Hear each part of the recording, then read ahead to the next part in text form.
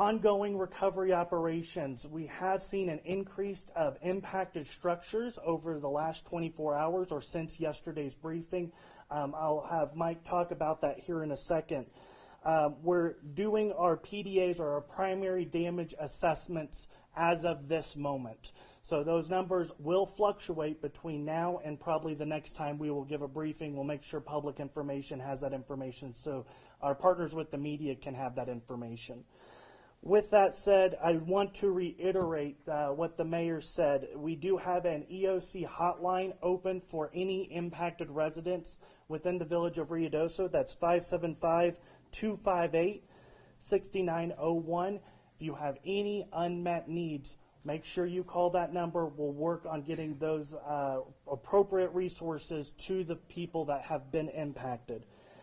For folks that are wanting to donate, we saw this last year during the fires. Southern New Mexico and New Mexico is really great about sharing resources and sending their help this way. We want to make sure that those resources are getting into the appropriate hands. So we have a donation reception center. If you want to donate, you can donate to the donation reception center. This is a reception center. This is not a distribution point. It's going to be at the Lincoln County Humane Society on US 70. We are taking all types of donations with the exception of used clothing. Let me reiterate, used clothing we will not be taking in. If you have a new pair of socks, new pair of jeans, we will happily accept that. But if you have used clothing, we will not accept that at this time. If that changes, we'll let y'all know. The other thing that we want to reiterate is our partners at the Community Foundation of Lincoln County will be taking all monetary donations for this disaster and will divvy it up towards the organizations and individuals needing assistance. So again, the Foundation of Lincoln County, please push that money so we can get those out into the correct hands. So I want to turn it over to Mike to talk about the impacted structures at this time. Good morning, everybody. Michael Martinez, Deputy Village Manager. So as the mayor mentioned, we are closing Village Hall. The main reason behind that is Eric's point, is we're doing damage assessments in the field. Initially, we gave numbers of anywhere between 30 to 50 homes that had been impacted. Based on last night's and yesterday's assessments, along with the phone calls that we're receiving for sheltering or for possible lack of homes, we're looking now to 200 up to 400 homes that have been damaged. With those homes that are being damaged, most of our teams that are doing construction, the permits, that are doing reviews, are actually in the fields assisting. So you will not be able to get to them to request a building permit. What we are going to be doing is saying anybody that is doing work on your property, whether it's cleanup, whether it's trying to rebuild, stop before you do that. Let us know. Call that number that both the mayor and Eric had given you. We need to make sure we walk you through what's called substantial damage. We need to identify what that number is so that we can help you build back appropriately and possibly get qualified for funds that will be able to help you moving down in the future, in the immediate future. So please, please, please let us know. Call that number. We'll have a specialist on the line that can be able to address those calls. You'll get transferred to them. But we are looking at between 200 to 400 homes that have possibly been impacted. We have a significant number of those that might be secondary homes. We don't know yet, but we do have a number of families that have been impacted, possibly up to 100 and 150 families that we're currently tracking. So those are all the items that we're addressing on housing and on home structures, as well as families that have been impacted to date. You have something? Yeah, I'm going to go ahead. Good. Good morning, everyone. Ron Senna, Village Manager. Our public works crews are working around the clock. As the mayor stated, we do have water services that are out in certain areas of the village. We have our public works crews out blading roadways, assessing any type of all our bridges, any type of low water crossings, and we will provide the information once with our PIO. We're putting out all the information. We're doing that. I mean, it's constantly that our public information officers are sending out that information. So we are working hard. We're working around the clock. Crews they understand the urgency of getting the utilities back on, and we will continue to work hard on it to provide the water As the mayor stated also, we have the distribution points to provide water. They can call the number, the EOC number, and if we need to, meet somebody there or just be able to help out anybody, we're here to work and assist the village in any manner. So thank you. So I hope that people understand that while the village is still carrying on current operations, trash pickup, keeping the streets clean, answering the phones, providing water, that we have had a disaster. So a lot of those things have been impacted.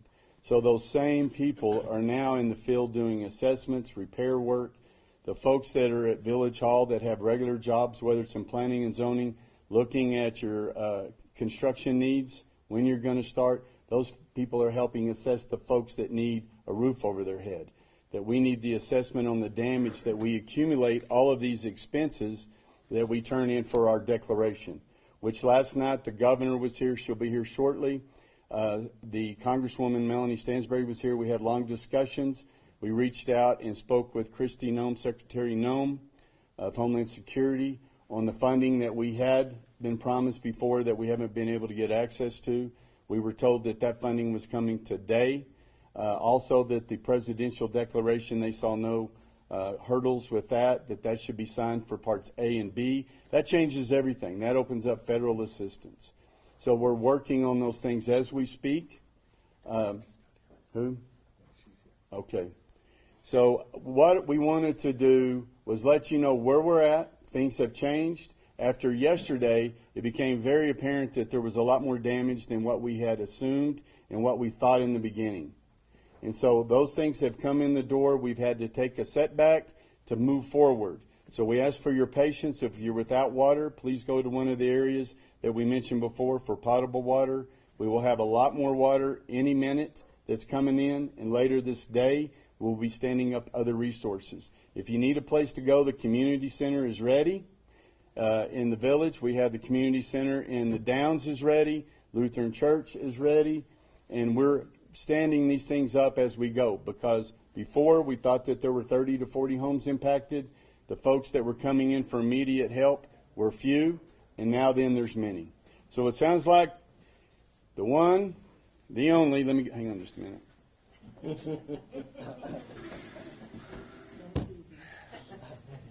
Governor Michelle Lujan Grisham and Congresswoman Melanie Stansbury. Then we have Lieutenant Governor. How are you doing, Howie? Very good to see you. Then Congressman Gabe Vasquez. So welcome, everybody.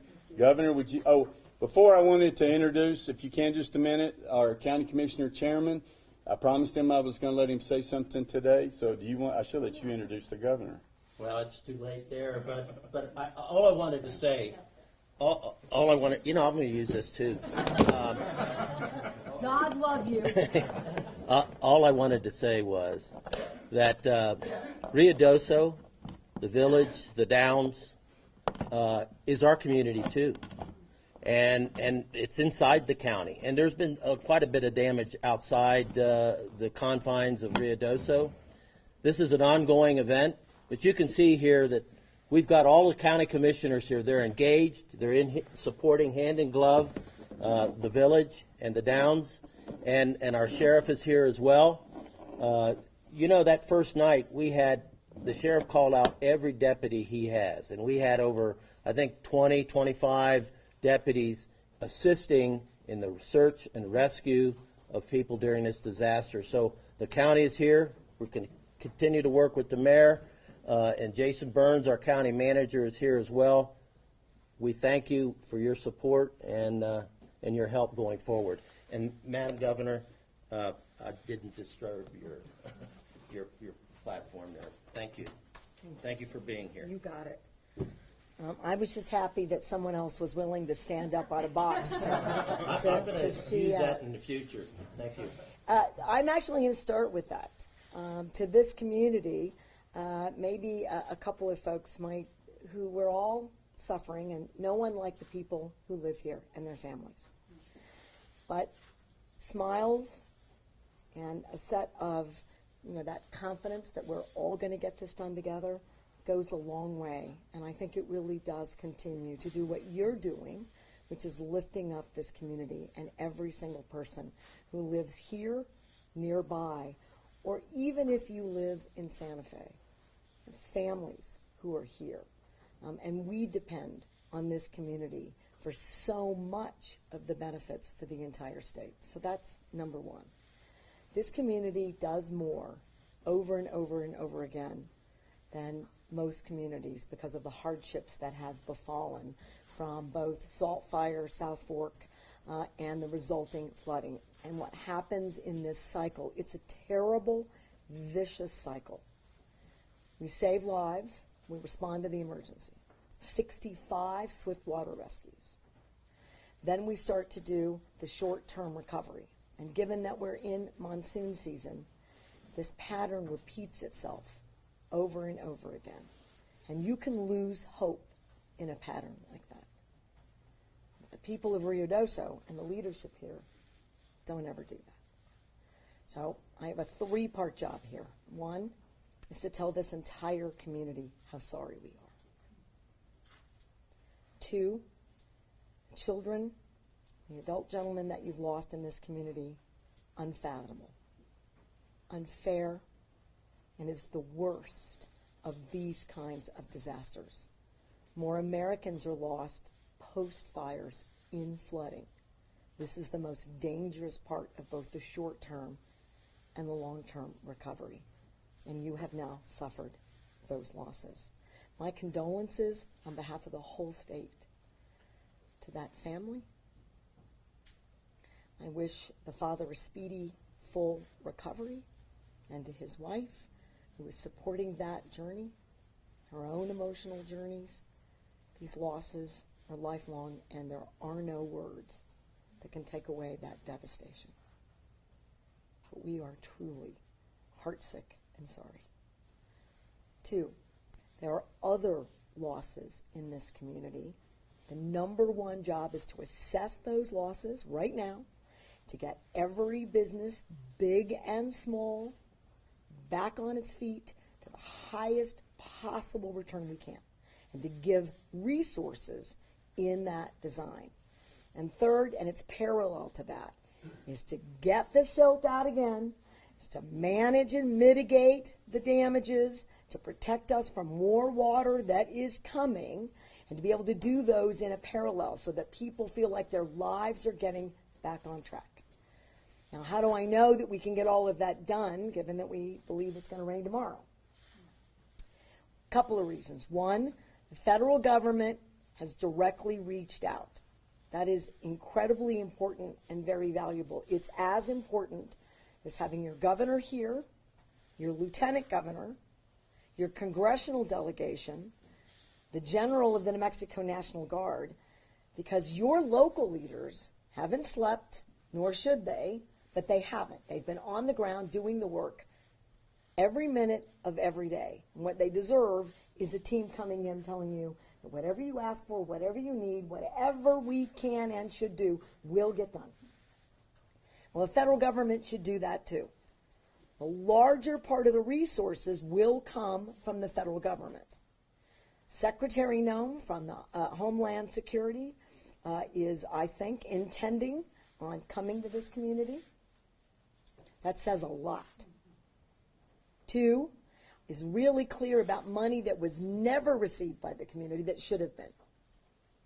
That's $12 million. That helps us do all the rest of the levee work that really needed to be in place because of the amount of water and how fast it moves coming off those burn scars. We want to make sure that you've got wastewater treatment system that's secure. We want to make sure you got clean drinking water.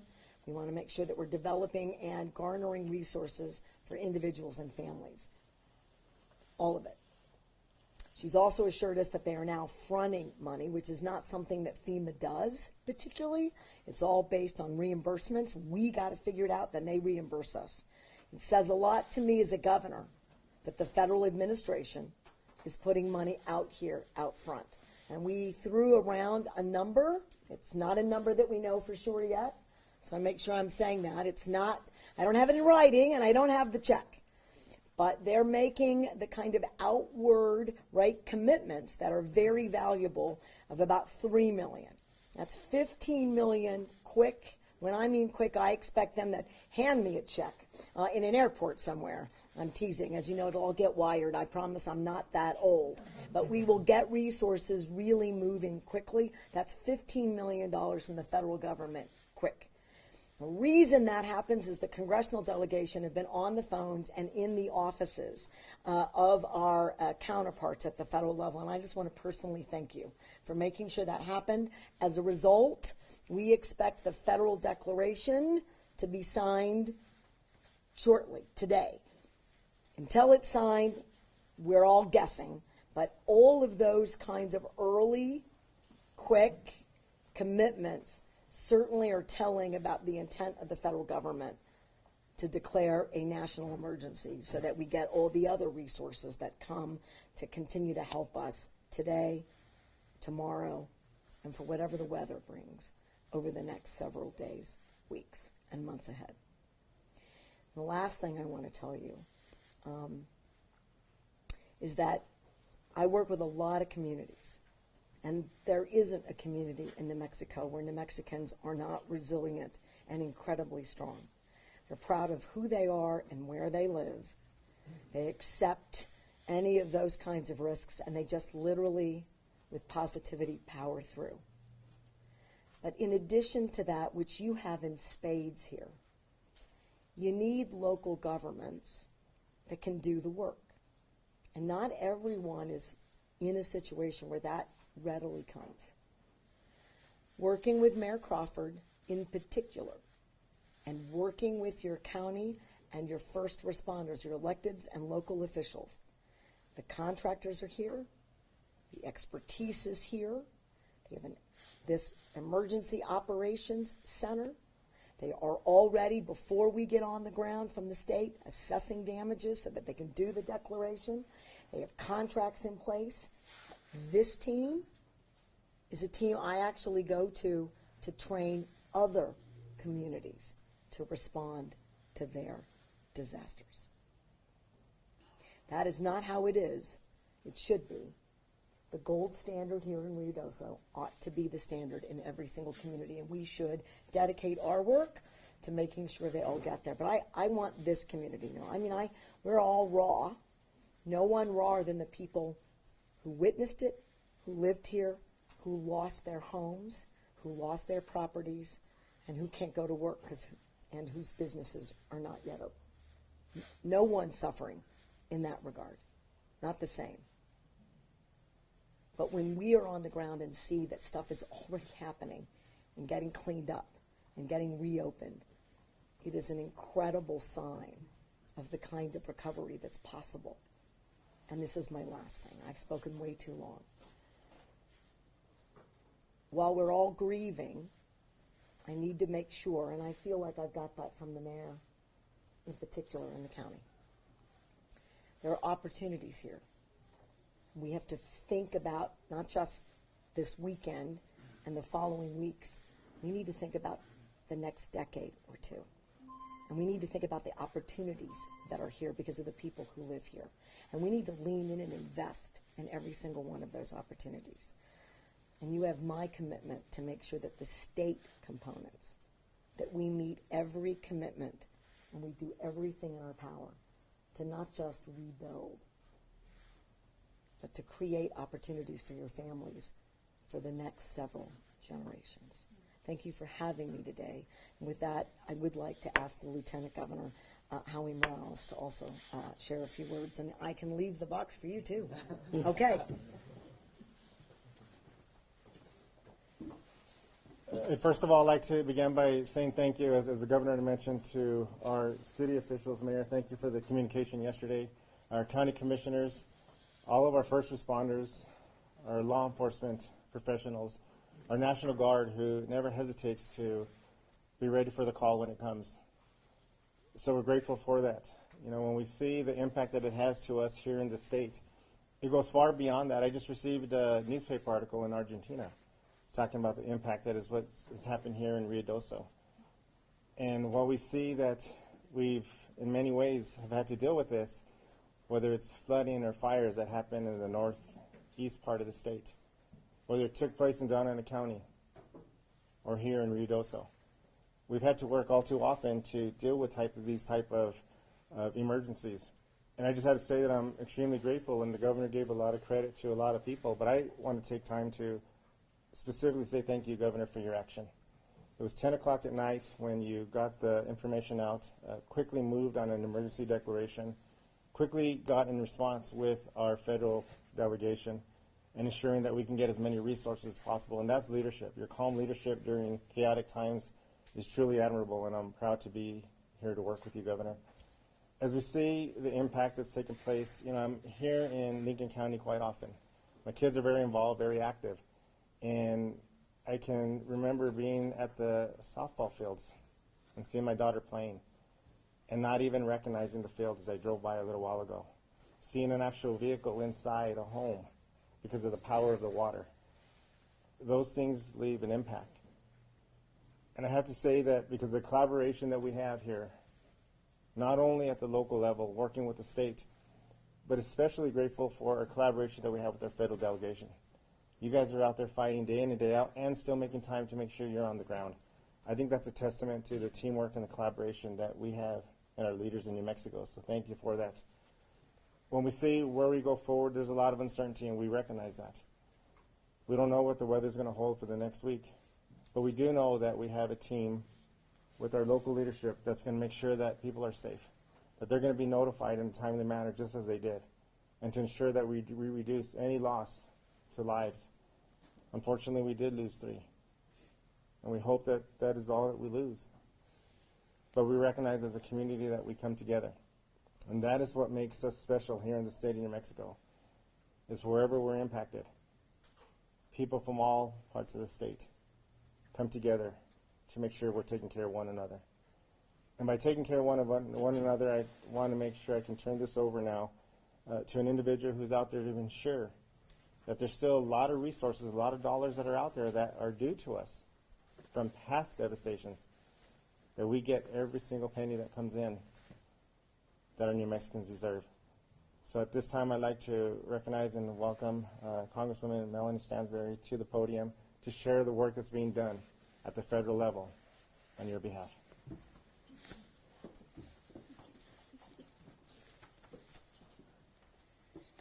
All right.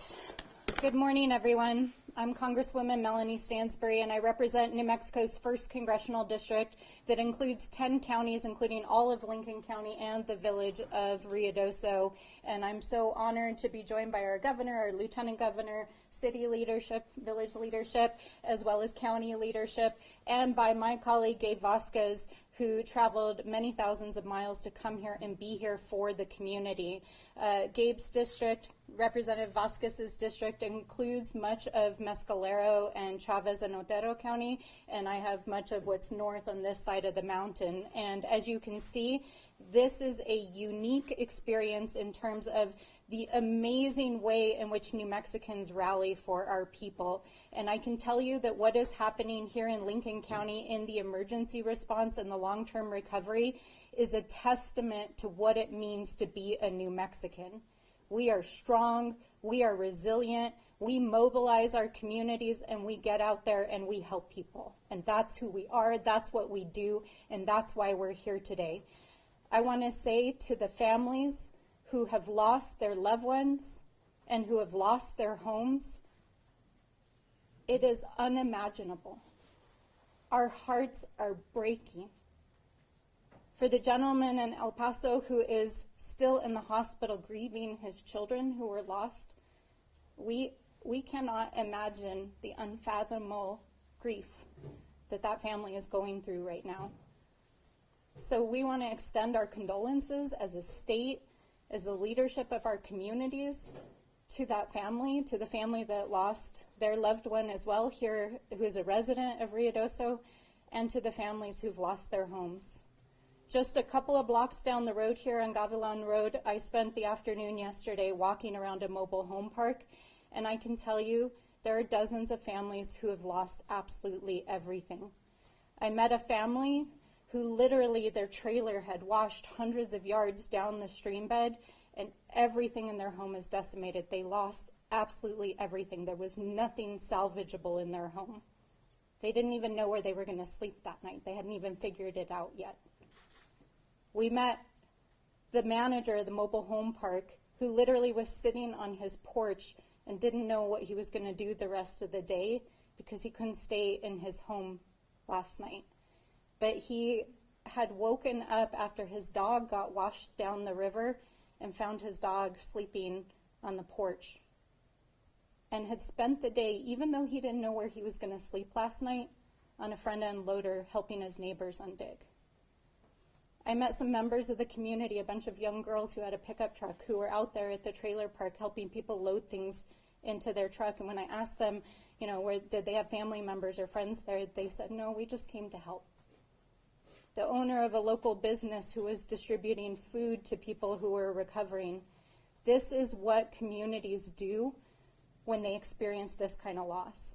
And it's not only a testament to the leadership and community that has been created by both the village leadership and the county leadership here, but it is a testament to the resilience of New Mexicans.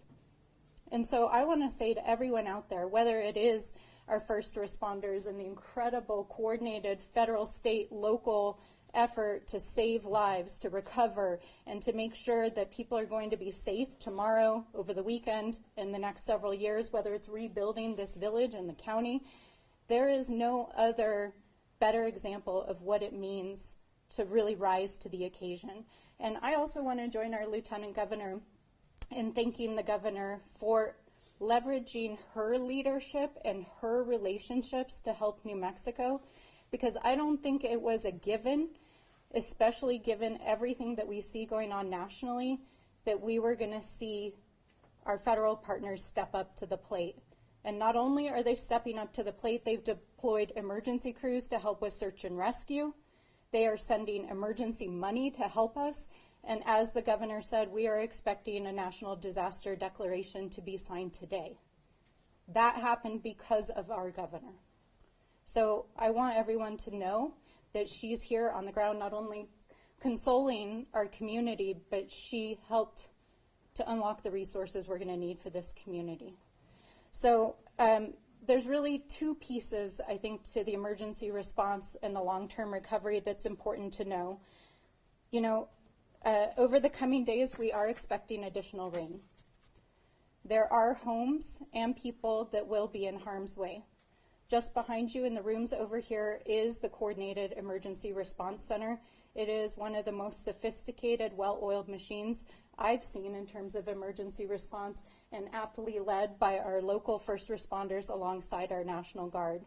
We will protect New Mexicans, but if you live here in Ruidoso, follow the emergency evacuation orders. We cannot lose another life. So it's really important over the coming days that everyone follow those emergency orders, and we're going to do everything we can to get dollars, humans, and rescue folks on the ground to make sure that we protect our community. As the governor said, we're hoping to get emergency money and also money that had been promised to the village here as quickly as possible to help desilt the riverbed so that the impacts are lessened. And we're trying to unlock additional money to help with recovery. But to also illustrate the all hands on deck, I talked this morning to tribal council leadership at Mescalero. Everybody is helping this community. Water trucks delivered. I met folks from the Lions Club in Carlsbad who drove up yesterday in pickup trucks to help out folks in need. This is really an all hands on deck effort. But the emergency response is today, tomorrow, the rest of the monsoon season. But we're going to need help, support for our families and communities for the next decade, because it's going to take a lot to recover this community. They have experienced catastrophe after catastrophe. The impacts to the racetrack, if you haven't seen them, are catastrophic. That is $150 million in the local economy a year. You cannot replace that overnight. And so our ask to everyone out there who cares about the people of Ruidoso and New Mexico is we're going to need you over the coming years, and please help us continue to support this community. And finally, I'll just say we have extraordinary leadership. You don't always see the alignment of leadership from the federal to the state to the county to the local, but we are fortunate to have one of the best local governments here in Lincoln County and Ruidoso. And so, Mayor, hats off to you. You've done an extraordinary job, and your team, and to our first responders here. And with that, I'm going to turn it now to my colleague, Representative Gabe Vasquez, representative New Mexico's 2nd Congressional District. Thank you so much for being here.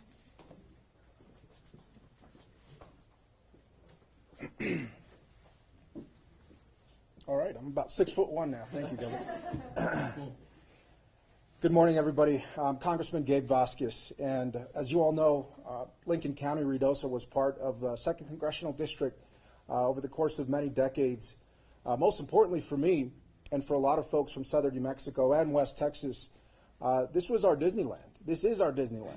And not a lot of kids got the opportunity to go very far away from home, but Ruidoso was the place where you could come and you could fish, you could decompress, you could go camping for the first time. And we want to make sure that this community continues to be not just a gem for southern New Mexico, but for surrounding areas in the entire state. And so this means more to this community than just this disaster, but this hub, this gem of activity and economic opportunity for folks that has brought so many visitors here and that's invited a great quality of life for so many for so long. So I also want to start by thanking the incredible coordination and the efforts of our first responders, the National Guard, our utility workers, local folks who came out and did some of the unimaginable things, jumping into the floodwaters to save both people, property, and pets. I want to thank the mayor specifically and the governor for their quick and close coordination. As we see natural disasters play out across the country, and we see mixed responses to those disasters playing out, and even right here in the state of New Mexico, I think it's been echoed by our community leaders and by our elected officials that the coordination here is truly one that's exemplary for how to handle this type of disaster. But the work is not over. It's simply not. And so mine and Congresswoman Stansbury's job, as well as the New Mexico congressional delegation, are unified in our request to President Trump to approve this emergency declaration as quickly as possible. And I want to emphasize this point because we've experienced some natural disasters in southern New Mexico over the last several years and over the last several months that have been compounded. And so this emergency declaration isn't just limited to Lincoln County, but it also includes Otero County. It includes Grant County. It includes Valencia County. And so those federal dollars that will come in to help us rebuild, to help with mitigation efforts, are going to be part of a larger effort to combat some of these wildfires that we've had, to make sure that we have adequate infrastructure, like levees in places like Valencia County, and certainly the infrastructure that we need here to make sure that people and property are protected. And so this is the new reality that we live in.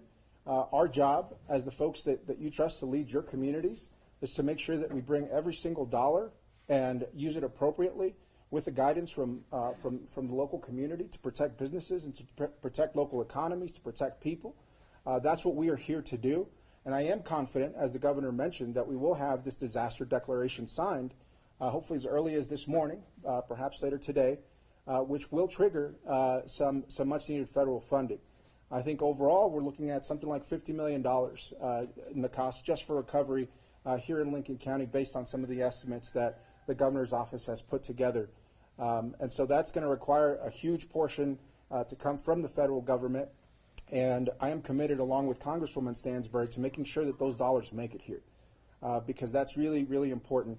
And moving forward, as we work with the National Forest Service, as we work with Mescalero Apache Reservation, local governments, we all have to continue to work together to make sure that we are all playing our part and that this interjurisdictional issues that we sometimes have, that we can put those aside and make sure that we act quickly on behalf of the people, that we act quickly to mitigate future catastrophes such as these, and that we avoid the tragic losses that we have seen here. I was driving up here this morning and I was reading the story of the family who was deeply impacted, and looking at a photo of the young children who unfortunately lost their lives here. And it is so heartbreaking to see that those lives were cut short in such a tragic event that we hope to prevent in the future, because nobody should have to go through that. Nobody should have to suffer through that. And if you can just imagine, that type of panic and fear that sets into a family when this type of event happens. It is truly unimaginable. And so for those folks that are grieving their loved ones, for that extended family, for the other gentleman who lost his life here, we are all with you to support you.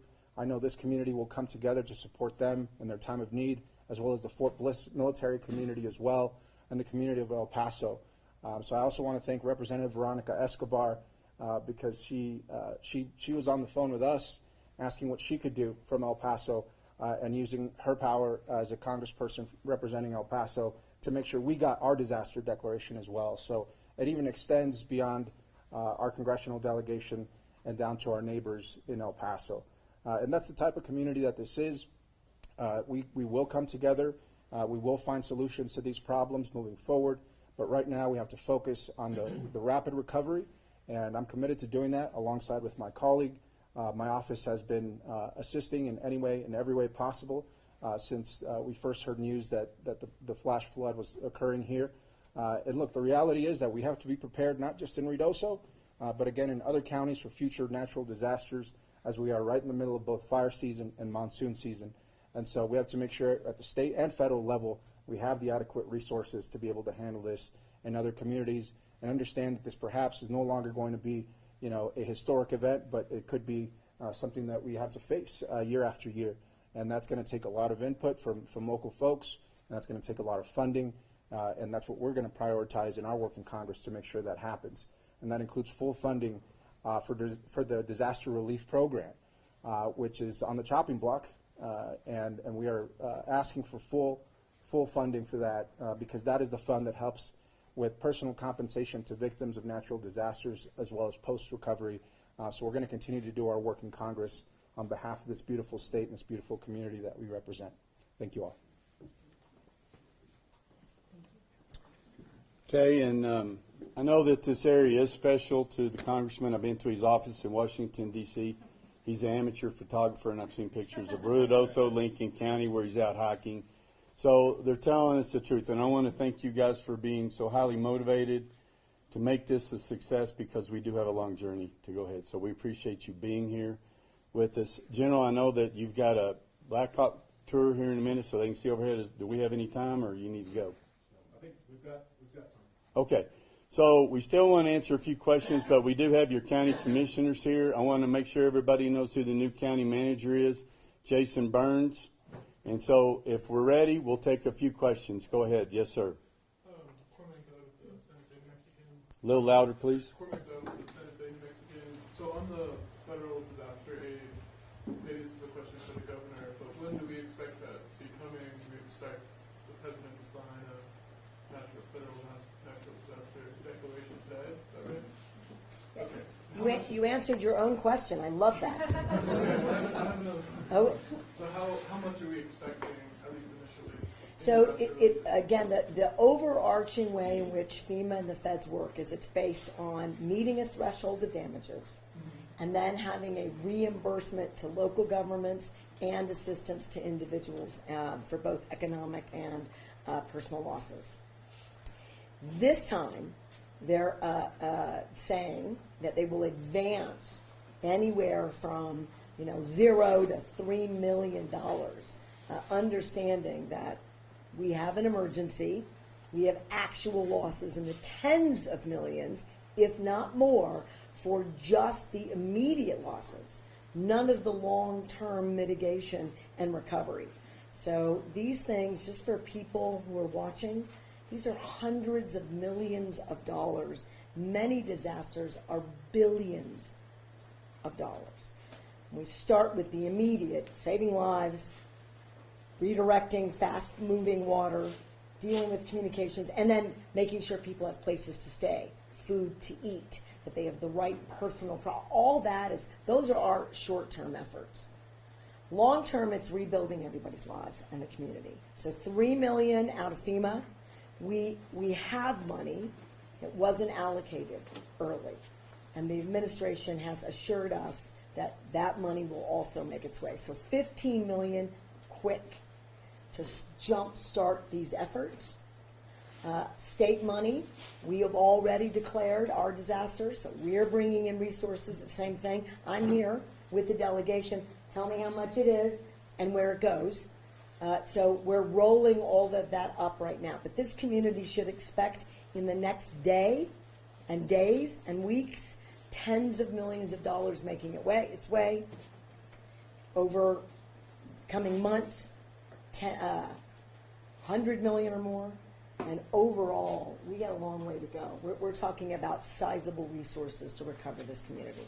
I want to make sure that you know that. But we checked the White House log, the Congresswoman did, as we were walking in. But we're all feeling incredibly confident that that's going to get signed. I want to point out, it is not a political statement. You have to meet a threshold. Small communities, even with devastation, don't always meet the thresholds. It is federal law. So it's a question, and you don't always meet the threshold, and you sometimes have a White House that doesn't deem it to be a national emergency. And in this administration that has happened, and it has happened in other administrations. Today, we are getting every signal that that is not going to happen out of this federal administration, and that they're already working on getting money to us immediately. That is a very good sign. I just want to add quickly. Yep. This is going to be likely an Please. I think it's really important for folks to know that this is likely to be an ongoing disaster. The village actually asked for a federal disaster declaration 2 weeks ago because of flooding just a few weeks ago, and it got rolled into the current request for this flood. But as you all know, it's monsoon season, and because of the burn scar on the mountain and the shape of these canyons, we could see ongoing flooding. And just like was experienced last year, just as soon as families dug out, another flood hit. And so it's important that folks know that this is not a one-time event. It could continue to occur, and we have notified the federal government and Secretary Noem that we may need ongoing support. Thank you for that. Yes, sir. I just wanted to confirm, you said that $3 million is coming from FEMA, $15 million, what is that? 12 million is coming out of USDA. USDA? Yes. Okay. And so that's the 15 total. And then over time, potentially, we could see $100 million. Yeah, and I just threw that out as a ballpark because, and I did it for this reason. Okay. When you assess the damages for homes lost, for infrastructure that must be repaired, for mitigation for future water, and just that kind of effort is $100 million. We're redoing a water system for the city of Las Vegas, and it's well over $200 million. So I think it's sometimes really valuable, and I appreciate your asking and writing about it, for people to know it's so much money, which is why the federal part is so critical, because there's a ton of states don't have those resources, and so they can't rebuild. This state has resources. Federal government's going to give us their resources. It gives us confidence to tell you and the community those resources are coming. I do want to do one more thing based on your question that I didn't do a very good job. The mayor, the county, your first responders, and this, we sometimes do it unilaterally from the state, and I'm really proud of that. And when I say unilaterally, I get the credit, and the General Aguilar, moves equipment and personnel in advance of weather and other high-risk issues. This community didn't just wait for us to do that. They were doing it well in advance of last week and before. There was already guard personnel here. There's already equipment here. Sometimes we can't remove the debris for days. We can't open a road. We can't repair a bridge because we just finished, and not really finished, fighting fires in Grant County. And so these personnel are deployed everywhere. I got flooding in many communities, not like this. But it can be a minute before everybody recoalesces to the next emergency. We were already here, and the feds, before the amended declaration, already sent swift water folks here. That is important, because God forbid we could have lost more lives. God forbid we could have lost more children. And it is really, I think, valuable to know that this community was as ready as you can be. None of us know. And with climate change, Mother Nature is rarely in these issues our friend. And it's a massive set of risks that we work to eradicate, frankly, and mitigate. And so I want folks in this community to know there were people here. There have been people here for weeks, and we're not going anywhere. And all the contracts, the other equipment, all the experts are also already here in this community. That's a game changer for rebuilding. That's not the case, unfortunately. I have to tell my members of Congress in every community. And you guys are expecting that 3 to 12 to be allowed as soon as possible? I mean, I would literally say, like, I'm teasing. I'm going to call my Department of Finance and Homeland Security and ask them to look in the bank account in 15 minutes. My expectations, when the secretary calls you, that is not something that always happens. Okay? She called me. She reached out, and then we were playing phone tag. Also, if you miss a call from the President of the United States or one of the secretaries, they have a lot of calls to make. Typically, you're done. You get a voicemail, you move from there. The administration kept reaching out.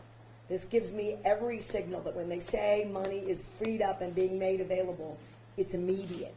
And for me, immediate is yesterday. So when that money hits the accounts, the local community will know. We'll put that out there. Thank you, Deborah, but I think they wanted to talk to you. They know where I live. So if we could take a few more questions? Yes, sir. Hi, Algernon from the Albuquerque Journal. Mayor, do you have any consolidated estimates of how many rescues there have been from National Guard and Swift Rescue Teams and all these agencies so far, and whether you are still more on the footing of search and rescue and recovery, or are you able to focus more on positioning for the rains that are coming? Eric, let me get the emergency manager over here. He's on top of that. We have 65 just from this last storm, right? Yes. And you don't need that. No. Sorry. So, just to reiterate your question, confirming the number of rescues that happened over the last couple of days, and then what we're doing for the future. Just to your question? Yeah. Okay. So, as they said, yes, 65 rescues, and we are nearing the search and rescue phase for this operational period is coming to a conclusion. So, we've moved out of the village of Ruidoso. Teams from the county have picked up from the county line and the Ruidoso jurisdictional line, and they're moving out into the county. They should be wrapping that up here within this operational period. As we move forward to the next operational period over the next coming days, working with our federal partners with the National Weather Service, we are predicting that we will have rains move into the area. We're not concerned mostly with the amount of rain. It's how much rain we get in a short period of time. So if we have one bad cell pop up over a burn scar and produce 1 inch an hour, we will have issues. So working with our partners with the Department of Homeland Security and Emergency Management, the Governor's Office, and the National Guard, we do have both local, county, state, and federal resources on the ground to help relieve some of our efforts at the local level and to provide further capabilities as we move through monsoon season. Monsoon season ends September 30th. That's a long way away from now. So just to reiterate that we will continue in a ready state posture for anything that does come our way. Thank you for I your might question. give you a little more credit Yes, on the other question that you asked, which is the search and rescue. Correct me, but two things that they've done incredibly well. One, they have staff at the local hospital. So if people are still trying to connect with loved ones or questions, they've got folks there. So it's not just checking to see if a family member's been admitted or checked in or checking ambulance is coming. Their team is there. And two, they have a hotline.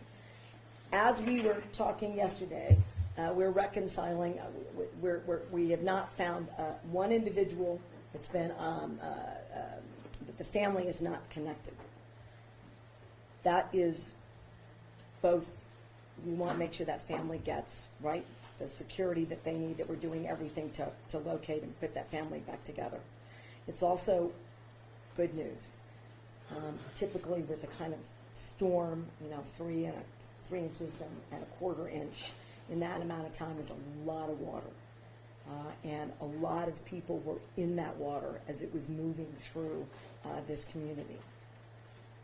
They did a lot of work to get people notice, to move them. They were talking to them early in the day, well before the storm. That's incredibly important work, and that hotline, which you may want to say, is up and running. So I think they're actually fairly through that search and rescue.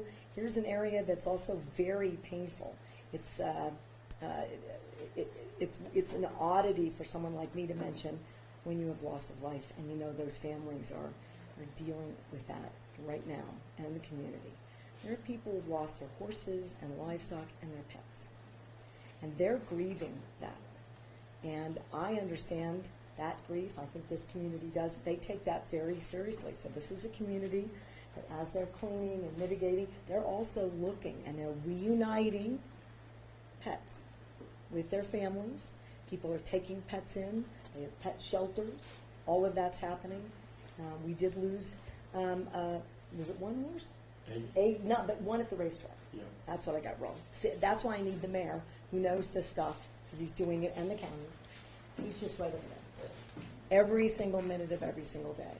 Those people who lost those 8 horses are suffering today, too. It's a terrible tragedy in a number of ways, but I think they're nearly through. And so it's really about now mitigating so we don't have loss of life, loss of property, any losses as more water comes. And we're all praying that we get enough moisture somewhere else off the burn scar. That water is welcome. Water over the burn scar, not so much.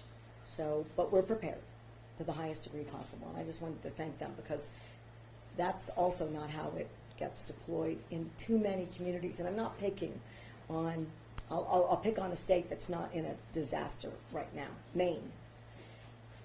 It doesn't roll out this way. It should. Disasters and emergencies are hard. You know, you're predicting and you're planning, and it's a million partners with a million different jurisdictions and individual jobs, and they have to do it without making a single mistake or somebody gets hurt in real time, both before, during, and after the disaster.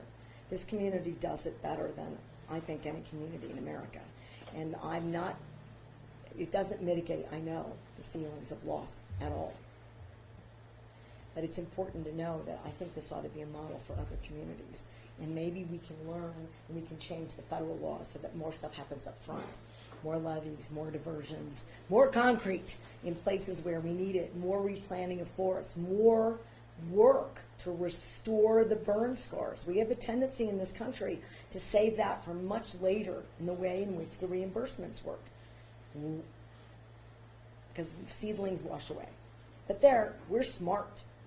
There are other things that we could be doing that mitigate the risk at the burn scars and watersheds.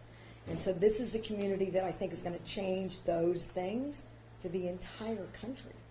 And I'm really proud of that. And I know it's not enough to take away people's personal losses. But I hope it gives confidence that we're doing everything that we can. Thank you. Thank you, Mr. Martin. Thank you. Thank you. And I know they've got to go. They're going to look at the damage overhead so they get a better feel, because you really understand that. The number for the, if you're missing someone, is the 575-637-0398. And again, for all other non-emergency numbers to find out, get information, whatever, 575-258-6901. And again, the governor mentioned the hospital. We have a liaison that's embedded with us. Brad, they're right here with us. We have our partners with ENMU. I see a representative from PNM, Zia Gas. Everybody is hands on deck. So I want to thank everyone for everything that you've done. Chairman, you want to say something? Because a lot of this is, we're talking about village, but as soon as we did a declaration, they did a declaration, went to the governor's office. She scooped it on up and went to the president's desk. So come on up and say something if you'd like, Mr. Fisher. I want to thank you, Governor, and our congressional representatives. It's critical. I just want to say that the county is in lockstep with this disaster. We're engaged in every way possible. Anytime that our road crews are out there, the sheriff's office, is out there in the recovery phase now, as well as all of our staff. But thank you for all of you being here. I'm sorry.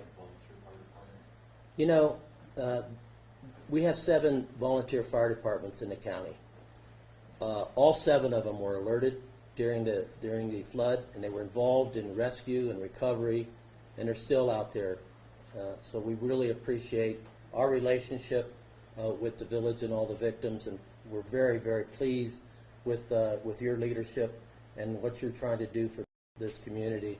And we're very much interested in the mitigation part of it, and we'll have more discussions about that later on. But thank you very much.